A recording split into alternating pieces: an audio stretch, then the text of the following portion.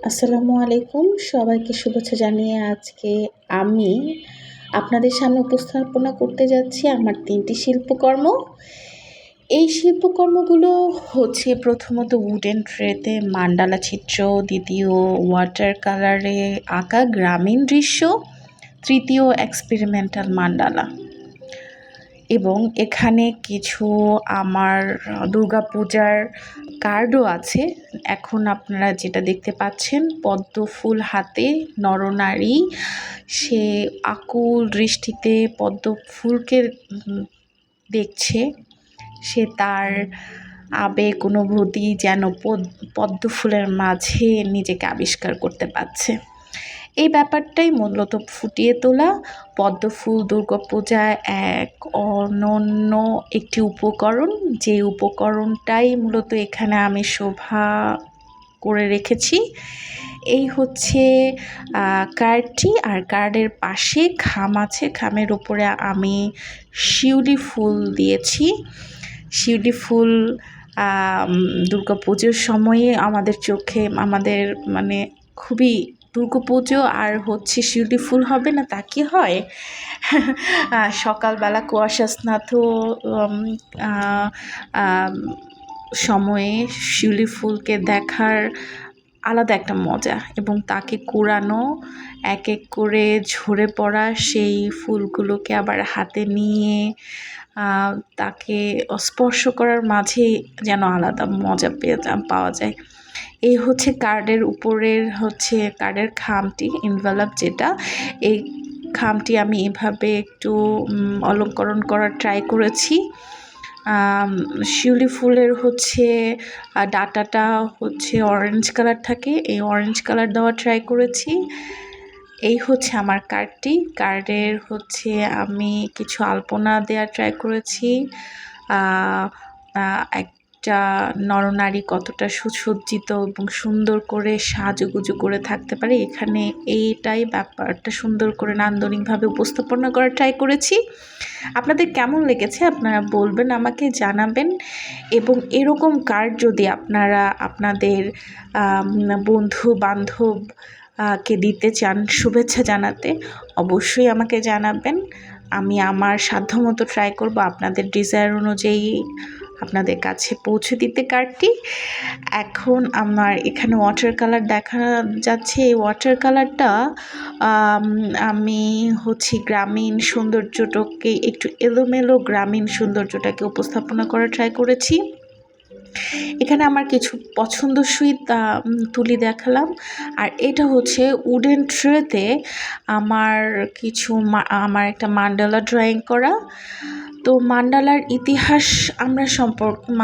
ইতিহাস কি আমরা কেউ জানি? তো আমি সংক্ষিপ্ত করে জানাচ্ছি।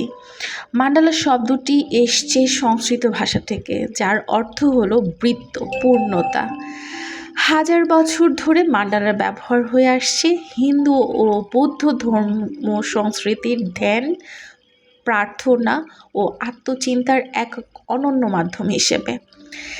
তিব্বতীয় ভীরুরা আজও এই বালি দিয়ে সূক্ষ্ম মান্ডলা তৈরি করেন, যা আধ্যাত্মিক চর্চার প্রতীক।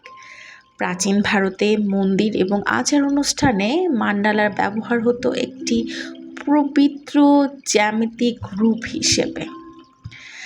মান্ডালার যে বৈশিষ্ট্যগুলো আমাদের চোখের সামনে আসে, সেই বৈশিষ্ট্যগুলোর মধ্যে অন্যতম বৈশিষ্ট্য হলো সমমিত জ্যামিতিক নকশা এবং কেন্দ্রবিন্দু থেকে বাইরের দিকে বিস্তৃত হওয়া।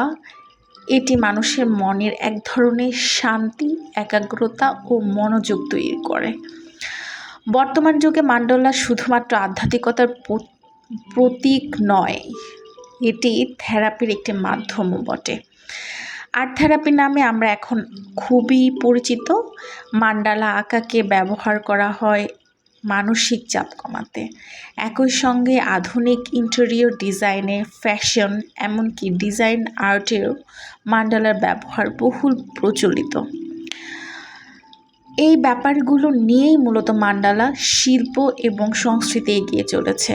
বর্তমান আমরা অনেক ক্রাফট ওয়ার্কে এই মান্ডালা ড্রয়িংগুলো দেখতে পাই। যেমন আমি এখন যে উডেন ট্রেটা করছি, এখানেও মান্ডালা ড্রয়িংয়ের একটু ভিন্নতা নিয়ে এসেছি। এখানে মান্ডালার যে প্যাটার্ন, সে প্যাটার্নটাকে একটু ওয়েস্টার্ন প্যাটার্নের প্রকাশ করার ট্রাই করেছি। এখানে ব্ল্যাক উডেন ট্রেতে আমি ইয়েলো অ্যান্ড রেড দেওয়ার ট্রাই করেছি। এই ওয়াটার কালার, এখন আমি যে ওয়াটার কালারটা নিয়ে এসেছি, এটা আপনারা হয়তো বা আগেও দেখেছেন, কিন্তু এখানে আমি একটু ডিটেইলে বলা ট্রাই করব। ওয়াটার কালার বা জল রং শিল্পের একটি প্রাচীন মাধ্যম, তাই না? সে প্রাচীন মিশর, চীন এবং ইউরোপে জল রঙের ব্যবহার এখন পাওয়া যায়। তবে 18 শতাব্দীতে ইউরোপে এটি একটি স্বতন্ত্র শিল্পরূপ হিসেবে বিকশিত হয়েছিল। ওয়াটার কালারের সৌন্দর্য হলো সেই স্বচ্ছতা ও কমলতা।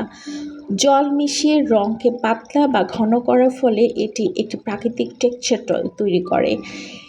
এটি প্রাকৃতিক দৃশ্য, প্রকৃতি, ফুল ও মানুষের মনের সূক্ষ্ম অনুভূতি প্রকাশের জন্য আদর্শ মাধ্যম। তাই ওয়াটার কালারকে আমরা মূলত যে মনের ভেতরের যে আভ্যন্তরীণ সৌন্দর্যটা, সেটা প্রকাশ পায় তার সে ওয়াটার কালারের স্বচ্ছতা এবং কিভাবে সে ব্যবহার করছে তার উপরে। এখন যে এক্সপেরিমেন্টাল মান্ডালাটা দেখছেন, সেটা আমি প্রজাপতিকে প্রাধান্য দিয়েছি। এখানে অর্ধেক মান্ডালা, হাফ মান্ডালা করেছি এবং হাফ প্রজাপতি ড্র করেছি।